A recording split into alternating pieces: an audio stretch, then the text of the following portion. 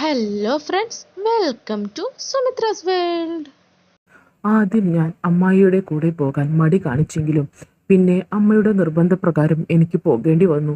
അതെൻ്റെ ജീവിതത്തിലെ മറക്കാനാവാത്ത ഒരു അനുഭവം എനിക്ക് സമ്മാനിക്കുമെന്ന് ഞാൻ അപ്പോഴാണ് ശരിക്കും മനസ്സിലാക്കിയത്. എൻ്റെ മനസ്സറിഞ്ഞ പോലെയാണ് അമ്മായി എനിക്ക് വേണ്ടി അതെല്ലാം ചെയ്തു തന്നത്. ഡാ നീയും വാടാ. ലിസി അമ്മായിയുടെ അപേക്ഷ പോലെയുള്ള സ്വരം കേട്ട് അമ്മ വെളിയിലേക്ക് വന്നു. മോനോട് ചെല്ലേ, അമ്മായി ഒറ്റയ്ക്കല്ലേ ഉള്ളൂ. അമ്മ എന്നെ നിർബന്ധിച്ചു. ഞങ്ങളുടെ നാട്ടിലെ വലിയൊരു എസ്റ്റേറ്റിൽ റീപ്ലാന്റിംഗ് കഴിഞ്ഞ് റബ്ബർ തൈയൊക്കെ ഏകദേശം അരയ്ക്കൊപ്പം ഉയരത്തിൽ വളർന്നതേയുള്ളൂ. അവിടെ പുല്ലറുക്കാനായി പോകുന്നതാണ് അമ്മായി. അച്ചായനും അമ്മായിയും ഒരുമിച്ചാണ് സാധാരണ വരാറ്. പക്ഷെ മഴക്കാലം കഴിഞ്ഞാൽ ചെറുതോടുകളിലെ മണൽ വാരി വിൽക്കുന്നതാണ് അച്ചായന്റെ ജോലി. ഒരു വർഷം നല്ല വരുമാനമുള്ളതിനാൽ അച്ചായൻ മണൽ വാരാനായി പോയിരുന്നു. പണ്ട് ഇന്ദിരാഗാന്ധിയുടെ കാലത്തുള്ള കുടുംബാസൂത്രണത്തിൽ പങ്കെടുത്ത അച്ചായനെ മക്കളില്ലാത്തതിനാൽ ഒരു പെൺകുട്ടിയെ എടുത്ത് വളർത്തുന്നുണ്ടായിരുന്നു. വിനീത, അതായിരുന്നു അവളുടെ പേര്. അച്ചായന്റെ ഫാമിലി നാട്ടിലെ തന്നെ വലിയ കുടുംബമായിരുന്നു. പോലീസുകാരും ബിസിനസ്സുകാരും ഒക്കെ ഉൾപ്പെട്ട വലിയ കുടുംബം.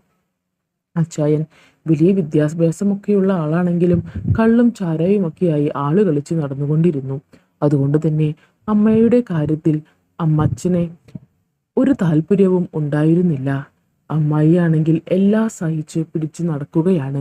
കുടുംബാസൂത്രണം ചെയ്ത ആളാണെന്ന് അറിയാതെയാണ് അമ്മായി കല്യാണം കഴിച്ചത്. അതറിഞ്ഞതിന് ശേഷം അവർ തമ്മിൽ ഒരുപാട് പ്രശ്നങ്ങളൊക്കെ ഉണ്ടായെങ്കിലും ഇനി മറ്റൊരു ബന്ധത്തിന് പോകാൻ താല്പര്യമില്ല എന്ന് അമ്മായിയുടെ വീട്ടുകാർ പറഞ്ഞ് കൈയൊഴിഞ്ഞപ്പോൾ അമ്മായിക്ക് അച്ചായന്റെ കൂടെ തന്നെ ജീവിക്കേണ്ടി വന്നു. നോക്കാനും പറയാനും വേറെ ആരുമില്ലാത്തത് കൊണ്ടും നോക്കേണ്ടവർ നോക്കാത്തത് കൊണ്ടും അമ്മായി അച്ചായന്റെ കൂടെ തന്നെ തുടർന്നു. അങ്ങനെ വർഷങ്ങൾക്കു ശേഷമാണ് അവർക്കൊരു കുട്ടിയെ ദത്തെടുക്കുക വളർത്താമെന്ന ബോധമുണ്ടായത്. അങ്ങനെയാണ് വിനീതയെ അവരെടുത്ത് വളർത്തുന്നത്. ഭാഗം കിട്ടിയ ഒരു ഏക്കർ റബ്ബർ തോട്ടത്തിലെ വരുമാനമാണ് അവരുടെ ഉപജീവന മാർഗം. ഒരു ദിവസം റബ്ബർ തോട്ടത്തിൽ അമ്മായി വിറക് പെറുക്കാനായി വന്നു. തോട്ടത്തിന് താഴെയുള്ള വയൽ മുഴുവൻ പണക്കോരി വാഴ വെച്ചിട്ടുണ്ട്. അത് കഴിഞ്ഞ് ഒരു തോടും അതിനുശേഷം ഒരു നടവഴിയും 10-15 ഏക്കർ റബ്ബർ തോട്ടമാണ്. രാവിലെ വെട്ടുകാർ വന്ന് പോയാൽ പിന്നെ ആരും ആ വഴി വരാറില്ല. അമ്മായി കുറേശ്ശെ വിറക് പെറുക്കി പണയിലൂടെ നടന്ന് നടവഴിക്കരികിൽ കൊണ്ടുവന്ന് വെക്കും. ഒരു കെട്ട് വിറകാകുമ്പോൾ ഒരുമിച്ച് കെട്ടി വീട്ടിലേക്ക് കൊണ്ടുപോകാറാണ് പതിവ്. നടവഴിയിലൂടെ കുറെ നടന്നാൽ പെണ്ണുങ്ങൾ കുളിക്കുന്ന കടവാണ്. ഞാൻ +2 പഠനമൊക്കെ കഴിഞ്ഞ് വണ്ടിയിൽ കിളിയായി നടക്കുന്ന സമയം. 1-2 മാസം കഴിഞ്ഞ് ഇടയ്ക്ക് 2 ആഴ്ചയും 1 മാസമൊക്കെ വീട്ടിൽ വന്ന് വിശ്രമത്തിലായിരിക്കും. ഞാനും എപ്പോഴും ആ കുളക്കടവിലാണ് പോയി കുളിക്കാറുള്ളത്. അപ്പോൾ ഞാൻ ചെയ്യുന്ന സമയങ്ങളിലെല്ലാം അവിടെ മറ്റുള്ളവർ കുളിക്കാറുണ്ടായിരിക്കും. ഞാൻ പിന്നെ കുറച്ചു നേരം ആ ഇടക്കാട്ടിൽ വിശ്രമിക്കും. എന്നിട്ട് 1-2 പുകയൊക്കെ വിട്ട് കഴിയുമ്പോഴേക്കും അവർ പോയിട്ടുണ്ടായിരിക്കും. അതിനുശേഷമാണ് ഞാൻ അവിടെ ചെന്ന് കുളിക്കാറുള്ളത്. കുറച്ചു നേരം വെയിറ്റ് ചെയ്യേണ്ടി വന്നാലും എനിക്ക് അവിടെ കുളത്തിൽ കുളിക്കാനാണ് വലിയ ഇഷ്ടം. കുളി കഴിഞ്ഞ് പോകാമെന്ന് ചിന്തിച്ചു വരുമ്പോഴാണ് അമ്മായി വിറകടുക്കി വെച്ച് കെട്ടുന്നത് കാണുന്നത്. അമ്മായി വിളി കേട്ട് അമ്മായി ഞെട്ടിത്തിരിഞ്ഞു. ഹോ, പേടിച്ചു പോയല്ലോടാ, അമ്മായി പറഞ്ഞു. എന്തിന്? ഞാൻ ചോദിച്ചു. അവരെയും കുറ്റം പറയാൻ പറ്റില്ല. ആ വഴി വെട്ടുകാരല്ലാതെ ഞാൻ മാത്രമാണ് വരാറ്. വല്ലപ്പോഴും റബ്ബർ ഷീറ്റ് കൊണ്ടുപോകാൻ വരുന്ന വണ്ടിയും. അതും കുളിക്കാനല്ലാതെ ഞാനും ആ വഴിക്ക് പോകാറില്ല. നീ എന്താടാ ഈ വഴി? അമ്മായി ചോദിച്ചു. വെറുതെ ഞാനൊന്ന് പരിങ്ങിയെങ്കിലും പറഞ്ഞൊപ്പിച്ചു. എന്തായാലും ഉപകാരമായി. വിറകൊന്ന് പൊക്കിത്തരണം കേട്ടോ, ഞാൻ കുറച്ചുകൂടെ പെറുക്കട്ടെ. അമ്മായി തോട്ടത്തിലൂടെ കടന്ന് പണയിലൂടെ തോട്ടത്തിലേക്ക് കയറി. ഞാൻ അവിടെ ഇരുന്നു. അമ്മാമ്മ കുറച്ചുകൂടി വിറക് കൊണ്ടുവന്ന് അടുക്കിക്കൊണ്ടിരുന്ന വിറകിൽ വെച്ചു കെട്ടി. ഞാൻ അമ്മായിയുടെ എതിർവശത്ത് നിന്ന് വിറക് പൊക്കി. അമ്മായി തലയിൽ വിറകും വെച്ച് നടന്നു മറഞ്ഞു. ഞാൻ ഈറക്കാട്ടിൽ കയറി 2 പുകയും വിട്ട് കുളിയും കഴിഞ്ഞ് വീട്ടിലേക്ക് നടന്നു. വൈകിട്ട് ജംഗ്ഷനിലേക്ക് ഇറങ്ങിയ ഞാൻ ജോയിച്ചായനെ കണ്ടു. ഡാ, ഇന്ന് ഇത്തിരി പരിപാടിയുണ്ട്, വരുമോ? അച്ചായൻ ചോദിച്ചു. എന്തുവാ അച്ചായ? ഞാൻ ചോദിച്ചു. മണൽ ചുമന്ന് മുകളിലിടണം. നീയും സുനിയും കൂടെ വന്നാ പരിപാടി നടക്കും. എൻ്റെ പഴയ ക്ലാസ്മേറ്റ് ആണ് സുനിൽ കുമാർ. ഞാൻ വണ്ടിയിൽ നിന്ന് ലീവ് എടുത്ത് നിൽക്കുന്ന സമയം അത്യാവശ്യം വട്ടച്ചെലവിന് ഇതാണ് പരിപാടി. എത്ര മണിക്ക് അച്ചായ? ഞാൻ ചോദിച്ചു. രാത്രി 10-ന് തുടങ്ങിയ 4 മണിയാവുമ്പം ലോഡ് കയറ്റിവിടാം, അച്ചായൻ പറഞ്ഞു. ആ വരാം അച്ചായ. അന്ന് രാത്രി ഞങ്ങൾ മണൽ ചുമടായിരുന്നു പരിപാടി. ചെറിയ മെഴുകുതിരി വെളിച്ചത്തിൽ ഹോളോ ബ്രിക്സ് കമ്പനിയിൽ നിന്നും കളയുന്ന സിമന്റ് ചാക്കിൽ ഞങ്ങൾ മണൽ ചുമന്ന് റോഡ് സൈഡിൽ എത്തിച്ചു. കറക്റ്റായി അന്ന് വെളുപ്പിന് ലോഡും പോയി. രാവിലെ 6 മണിയോടെ വീട്ടിലെത്തി. പിന്നീട് ഒരു ഉറക്കമായിരുന്നു. 10 മണിക്ക് എണീറ്റ് ചന്തയിൽ പോയി 2 കിലോ ബീഫും 1 പൈൻറ്റും എടുത്ത് വീട്ടിലെത്തി. അമ്മ ഉച്ചയ്ക്ക് ബീഫ് കറിയും ചോറും വിളമ്പി. ചെറുപ്രായമാ കുറിച്ച് നശിക്കില്ല ചെക്ക. അമ്മയുടെ സ്ഥിരമുള്ള ഉപദേശം. ഞാൻ ഉച്ചയ്ക്ക് വന്നു. ഡാ അച്ഛൻ ഉച്ചയ്ക്ക് വന്നു. ഡാ ലിസി 500 രൂപ തന്നു. അച്ഛൻ പറഞ്ഞു. ഞാൻ കുനിഞ്ഞിരുന്നു മൂളി. അച്ഛൻ എന്നെ ഒന്ന് നോക്കിയിട്ട് ബാത്റൂമിലേക്ക് പോയി. ഒരു പിക്കപ്പ് മണൽ ചുമന്നാൽ 1000 രൂപയാണ് കൂലി. അച്ഛൻ്റെ ഒരു ദിവസത്തെ കൂലി 450 രൂപയും അന്ന് ബീഫിന് 130 രൂപയുമാണ് വില. അതൊക്കെ പോട്ടെ. അമ്മായി എന്നെ നോക്കി. അമ്മയുടെ മോനല്ലേ, മോൻ കൂടെ ചെല്ലേ. അമ്മായി ഒറ്റയ്ക്കല്ലേ ഉള്ളു, അതാ. അമ്മ പറഞ്ഞു. അമ്മയാ പല്ലുറുമ്പി എങ്ങ് എടുക്ക്.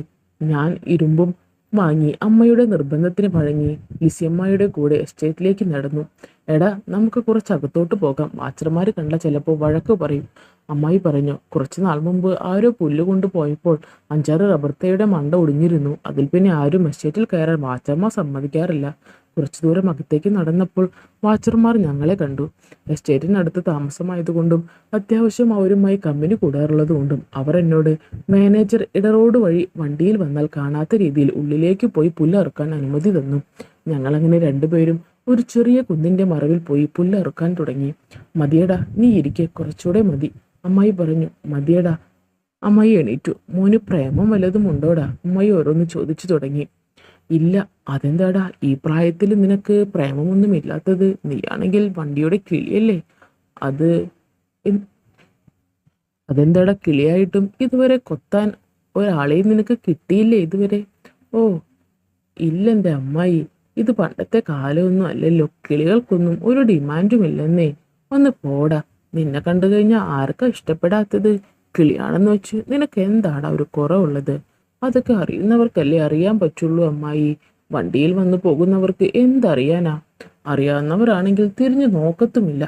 തിരിഞ്ഞു നോക്കണമെങ്കിൽ നീയും കൂടി അനുകൂലമായി നിൽക്കണം, എന്നാലേ നോക്കൂ. ഓ പിന്നെ ഞാൻ അനുകൂലമല്ല എന്ന് ആര് പറഞ്ഞു? എന്നാ നോക്കുന്നത്? ഞാൻ ഇതുവരെ ആരും കണ്ടിട്ടില്ല. എങ്കിൽ ഞാൻ കാണിച്ചു തരാം. നീ ഇപ്പോൾ ആ പുല്ലെന്നങ്ങ് അരിഞ്ഞേ. എൻ്റെ കയ്യെ തളർന്നിരിക്കുവാടാ. കുറച്ച് നീ അരിയും, കുറച്ചുകൂടി മതി. ശരി അമ്മായി. ശേഷം ഞാൻ അവിടെ ഉണ്ടായിരുന്ന പുല്ലുകളെല്ലാം അരിഞ്ഞു മാറ്റി. ശരിക്കും അവിടെ കാട് പിടിച്ച പോലെ തന്നെയായിരുന്നു. ഞാൻ അതെല്ലാം അരിഞ്ഞു മാറ്റിയപ്പോൾ കണ്ടത് അതിശയിപ്പിക്കുന്ന കാര്യമായിരുന്നു. ഒരു നീർച്ചോല റബ്ബർ കാട്ടിനുള്ളിലൂടെ ഒഴുകി വന്നു. ആ നീർച്ചോല കണ്ടതും ഞാൻ അമ്മായിയെ അലറി വിളിച്ചു. അമ്മായി, അമ്മായി നോക്ക്. അയ്യോ, ഇനി എന്തു ചെയ്യും? എന്താടാ നീ പറയുന്നത്? നീ എന്താ ആദ്യമായി കാണുന്ന പോലെ? ഈ നീർച്ചോല നീ ഇതുവരെ കണ്ടിട്ടില്ലേ? കണ്ടിട്ടുണ്ട് അമ്മായി, പക്ഷെ ഇവിടെ വെച്ച് ഞാൻ ആദ്യമായിട്ടാ കാണുന്നേ.